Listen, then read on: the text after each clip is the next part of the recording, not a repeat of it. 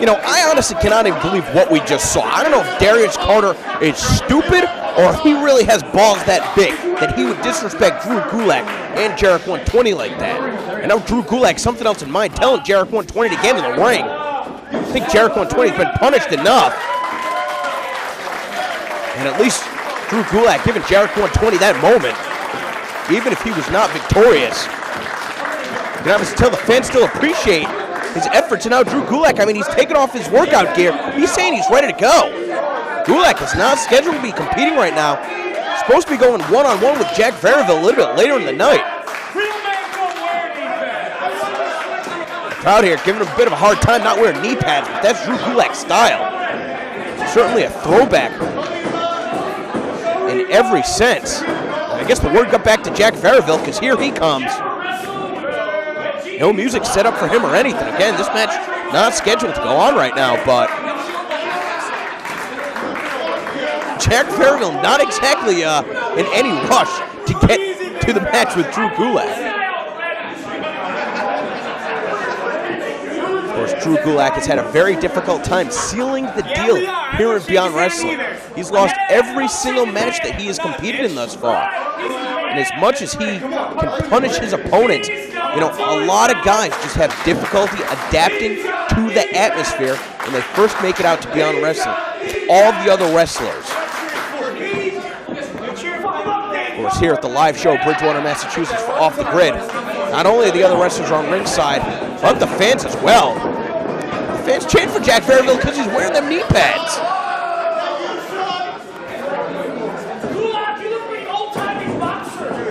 Tell you what, man, Gulak is all fired up. That altercation with Darius Carter just minutes ago. He's going to be looking to channel that negative energy and put a whooping on Jack Verville. Of course, when Bryan Danielson had his brief departure from WWE, Jack Verville did a training camp with him in Ohio. Bryan Danielson, very impressed with the skill set of Jack Verville. So, I mean, Jack Verville, someone we've seen only a couple times here at Beyond Wrestling. I mean, definitely got a lot to prove, but I think that Drew Gulak's going to be, you know, hoping to pick up his first victory here in Beyond Wrestling as well. We saw him lose to Johnny Mangway. We've seen him lose to Mark Angel. Defeated by Darius Carter. Defeated by Aaron Epic. I mean, don't get me wrong, those are four of the top competitors on the Beyond Wrestling roster, but perhaps Drew Gulak will fare better in this environment. Right now, just trying to get the advantage on Jack Verville. Able to take a hold on Verville's back. Trying to keep himself glued to the mat, trying to hold that chin lock on while gaining leverage on the arm, but he put himself in position for Jack to snapmare him down to the mat, take him right over that crucifix style pin. Gulak's training. Of course, breaking in with both Jakar and CZW. We've seen where his career path has taken him. But I mean, he's trained with some of the very best in the world. Skida, Mike Quackenbush, even Chris Hero. So far in this first time encounter, you know, neither guy making that pivotal first mistake. Gulak trying to back Jack into the corner. Instead of breaking the hold, Verville continuing to put more pressure on the wrist. Now just using his head to bend those fingers back, bringing Gulak down to a knee. He's going to step over, perhaps going to be going for a cradle pin. He's able to get it. I think he could tell that he sensed that Gulak was going to be kicking out because he tried to get that front facelock applied. Now trying to alleviate some of that pressure of that wrist lock, but by doing so, taking himself down to the mat. Now he's going to have to fight back up to a vertical base, but again, Gulak basically able to control the entire body just by bending the fingers. And now the way that he's got his leg positioned, he's also bending the elbow in the opposite direction. A lot of damage being done here to Verville's arm. Verville trying to get himself in position. You know, you see some of the other wrestlers on ringside critiquing the performance. You know, seeing who's making the first mistake. Obviously, wrestling, you know, we don't have a panel of judges. If you get the 1, 2, 3 or submission on your opponent, you're going to be victorious. But this is one of the advantages that we have here in Beyond Wrestling. Is that all the other wrestlers on ringside able to scout their opponents. I'd love to see a wrestler like Julian Starr or Brian Fury mix it up with Drew Gulak down the line. Of course, Drew Gulak's going to get through Jack Verville first. Verville comes charging in. Gets taken down with that arm drag. You saw Gulak immediately placing his right knee on the face of Jack Verville. Well, Verville's going to have a much harder time getting back to that vertical base. Again, to Verville's credit, no slouch in the technical department. Able to find an escape. He's still going to try and fight free. Verville perhaps looking for an Irish whip. Gulak just driving his fist to the elbow. Now trying to get him almost like in a reverse hammerlock position. He's got the arm in a hammerlock, but with the opposite arm. Now just trying to muscle him around. Oh, just dropping his arm on that top steel cable. Take another look at that. Very unorthodox offense, but that'll certainly jam up the elbow and the shoulder. Now once again from that reverse hammerlock position. Oh, just slamming him with all of his body's weight. I mean, Verville going to go close to 200 pounds, coming down at an awkward angle on that arm. And Gulak came into this match pretty pissed off. Give him credit, he's been able to keep his focus. Again, you're going to think that perhaps Verville would have preferred for this match to go on later in the card. Perhaps Gulak would have calmed down. Or perhaps he would have beat the shit out of Darius Carter in the back. Who's to say? Jack Verville finding an escape going to the eyes. Certainly not the most ethical escape, but effective nevertheless. Now it looks like he was trying to stun gun him, but instead got him caught up in a position now holding on that half grab. You see the ankle being bent, almost like an Achilles lock. The ankle being bent over that top rope. And now it's Gulak who's worse for wear. Gulak trying to get back up to his feet, runs into the ring, but instead, Jack Verville taking the attack to Gulak on the floor, just turning his body into a missile, not even allowing Gulak to get back in the ring. You see Gulak still favoring that leg. Jack Verville, I mean, certainly doing damage to himself. But it doesn't look like he's done on the floor. I was incorrect. Rolling Gulak back into the ring. See the official checking to see if Gulak's going to be able to continue with this match. Verville going for the pin. Gulak is out for a 1 count. Now Verville going to be looking to continue to target that left leg. A couple of shots to the thigh. Get that leg trapped, just driving it down, bending it at the knee. Just trying to push that kneecap in a direction it doesn't go. Gulak is kicking out again, not even taking the 2 seconds to try and regain some of his strength.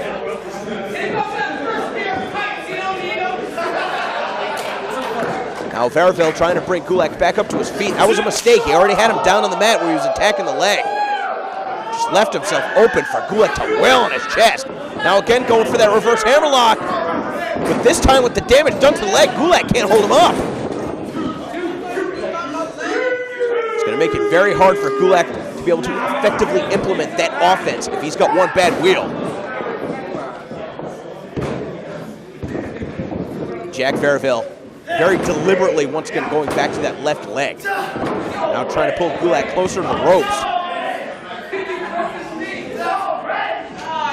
Just bending the knee again, and we see him trying to use the ropes for added leverage. Thankfully, the referee in position to be able to try and prevent Verville from doing too much damage. I don't know if that was the right call, putting the hands on the official, and vice versa. Creating a distraction nevertheless. Verville almost get rolled up. He's going to worry about Drew Gulak, not the official. I mean, again, I don't know if that was the right call for the official to put his hands on Verville. Verville back on top. And Gulak, see the pain etched on his face.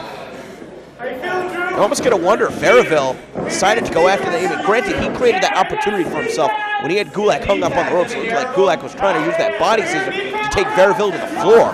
But you almost have to wonder if the fact that the fans were chanting the fact that Gulak didn't have any knee pads on, it's almost like it's a target coming into this match.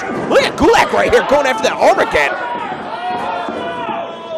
Unable to get that maneuver locked on, Verville in position to go right back after the legs. Now he's got the legs tied up, and it's maneuvers like this, no wonder Bryan Danielson was impressed with Jack Verville. He's got one of the legs of Gulak subdued while he's got that half grab applied on the other, almost once again like an Achilles lock. He's got the foot twisted, doing damage to the ankle and the knee. And now switching up the hold in favor of a more traditional half prep, which is also applying pressure to the back. With all the damage that's been done to the leg so far, no wonder that Gulak is considering tapping out. And honestly, we got another 2 days of tapings coming up after this. You gotta wonder if Gulak is gonna be giving it up right here to live to fight another day. But then again, Gulak has not won yet in Beyond Wrestling. A couple of the shots in the midsection is enough for Jack to relinquish the hold. And again, Jack worried about the official, and again, Gulak using that opportunity to create an opening. You'd think that Verville would have learned from the mistake the first time. Gulak trying to fight up to his feet, and again connecting with that headbutt to the midsection. Just stumbling around, moving his opponent around as opposed to having to do a lot of moving on his own. And again, going after that left arm. Now going to that pin. No, instead, he's going to try and break that arm. Jack Verville has to be careful right here. And perhaps Jack wants to live to fight another day. Using his free arm, a few shots in the midsection of his own. And Jack was just a couple seconds away from having his arm snapped. Gulak again hobbling across the ring, really unable to build up any momentum. Able to catch himself on the apron, but you gotta think that hurt even come down on his leg there. Really not able to make much of this situation. Oh, and Jack going after the neck now. Just launching himself up and all his weight coming down pile driver style on Drew Gulak. That could have been a knockout blow. You see Gulak trying to escape to the floor, and Gulak is really, really in a lot of trouble right here. The leg is hooked. And Gulak somehow digging deep, able to kick out. Unbelievable. And not only that, I mean, this guy's trying to get back up to his feet. And look at this cradle from Jack. He's going to be, wow. Wow. That's really a difficult move to be able to counter, and just be able to kick out of. But Jack, as he came charging in, Gulak able to sidestep him. I can't get over that pinning combination. Gulak really showing just how tough he is. Moment of hesitation though, Jack comes charging in, perhaps trying to shoot that double leg, especially you see his arm, his good arm is on Gulak's bad knee, and he just got sent overhead with that gut-wrench suplex. Gulak now going after that arm, able to take him down, and he's got that submission applied. Jack Verville giving up before Gulak breaks his arm. What an encounter between Jack Verville and Drew Gulak. That match came out of nowhere. Again, something we were hoping to present a little bit later on the card. You hear some of the fans chanting match of the night. I mean, we're just getting started here at Off the Grid. But I definitely urge you to go back and rewatch this match without my commentary. Check the annotations and the video description for that link. Of course, if you didn't see the previous match leading into this, between Jarek 120 and Darius Carter, you want to see why Drew Gulak is all fired up. Definitely worth checking out as well. Both of these wrestlers coming into this match, I mean, you saw Jack Verville going after the leg of Drew Gulak, Gulak going after the arm of Verville. Gulak, perhaps more importantly, picking up his first victory here at Beyond Wrestling. I'm sure he hopes his first of many. And just like Darius Carter disrespected Jarek 120, Jack Verville disrespected Drew Gulak. He's not even going back to the locker room. This dude just hightailed it out of the back door. And you're going to think that if Gulak's knee was in better shape, he probably would have went after him. Gulak's very serious about respect. The performance like that, no wonder why. Definitely looking forward to seeing more of Drew Gulak here at Beyond Wrestling. Hopefully not too much damage done to that leg. Gonna play that game with me. That's +1. And that's true, he is +1.